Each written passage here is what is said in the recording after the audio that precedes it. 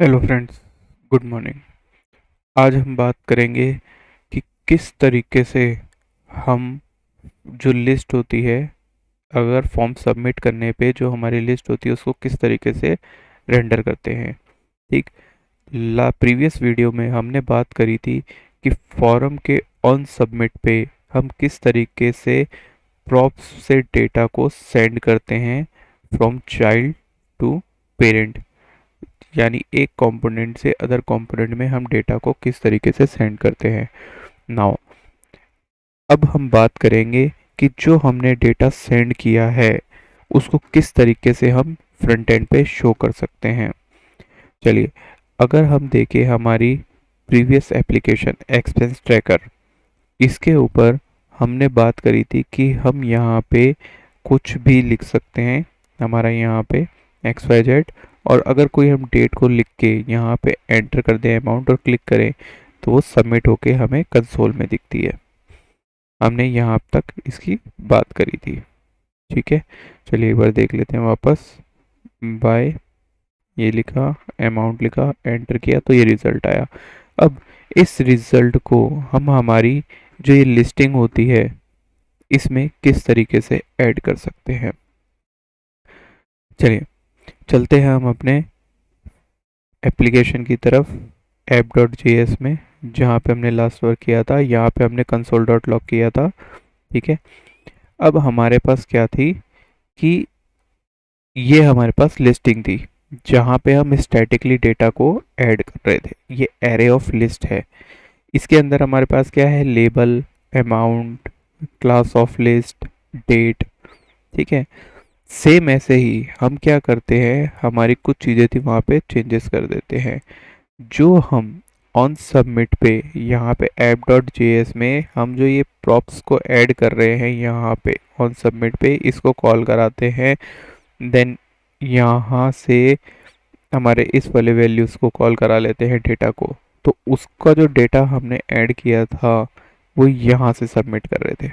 ठीक है, form data का यहाँ पे हमने क्या किया, थोड़ा सा चेंज कर दिया।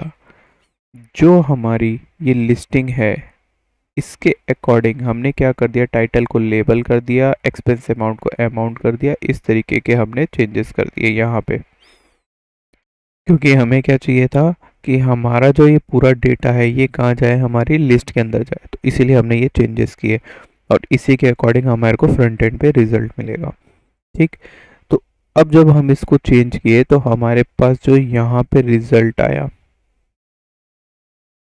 यहाँ पे इसको हम अब ऐड करेंगे हमारे ऊपर वाली इस लिस्ट में। वो किस तरीके से करते हैं चलिए देखते हैं।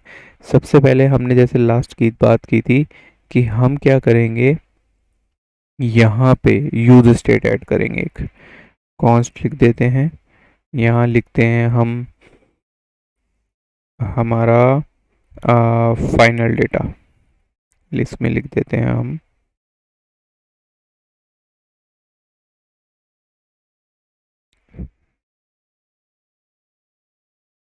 Final result. और क्या लिखते हैं, सेट फाइनल रिजल्ट।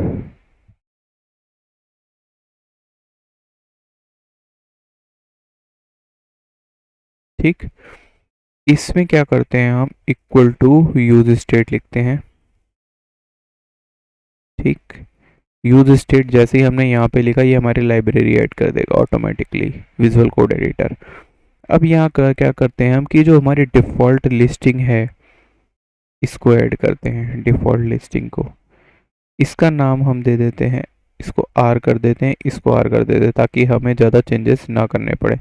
और इसको हम लिस्ट कर देते हैं और इसको लिस्टिंग कर देते हैं हम इस तरीके से। ठीक है, ताकि हमें ज़्यादा चेंज नहीं करने पड़ेंगे, नहीं तो हमें यहाँ भी चेंज होंगे, अदर भी चेंजेस करने पड़ेंगे। ठीक, इसको सेव करते हैं हम।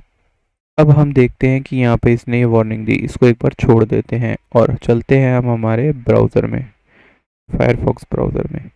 तो हम क्या देखेंगे कि हमें कोई भी चेंज यहाँ पे नहीं मिला है। ठीक, यानी हमारी जो एप्लीकेशन की जो डिफ़ॉल्ट स्टैटिक वैल्यूज़ थी वो सेट हो चुकी हैं।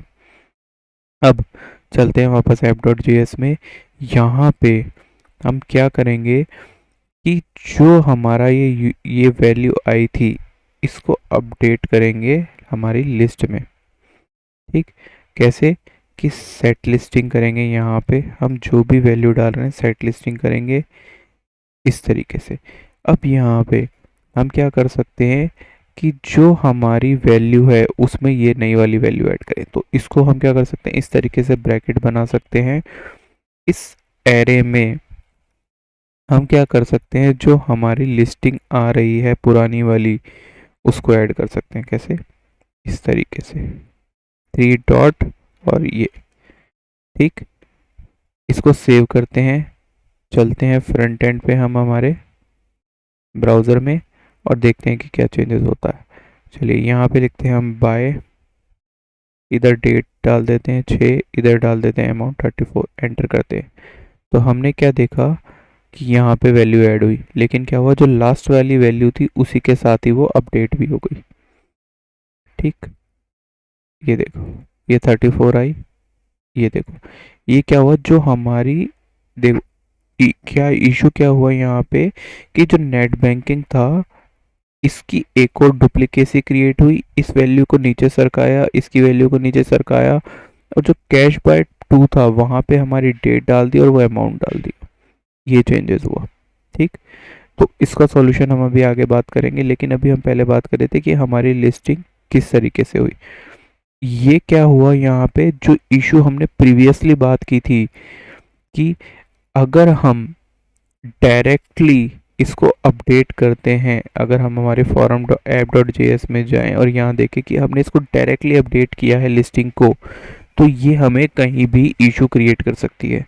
तो इसको इस तरीके से ना करके हम कैसे करेंगे, हमारे जो प्रीवियस स्टेट का मेथड था वो यूज़ करेंगे। तो सबसे पहले एनोनोमियस फंक्शन बनाते हैं हम। यहाँ पे एनोनोमियस फंक्शन बनाया, यहाँ पे अब हम क्या करेंगे कि लिखते हैं प्रीवियस स्टेट, जैसे कि हमने पहले वाले में लिखा। ठीक है, प्रीवियस स्टेट लिखने के बाद अब हम क्या करते थे, यहाँ पे रिटर्न कराते थे। हम वापस रिटर्न करा,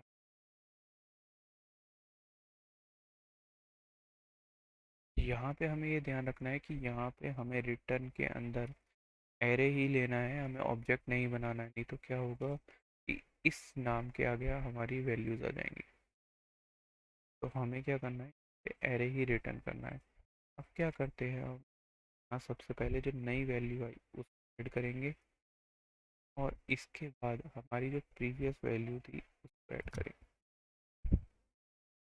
ठीक, इसको अब सेव करते हैं।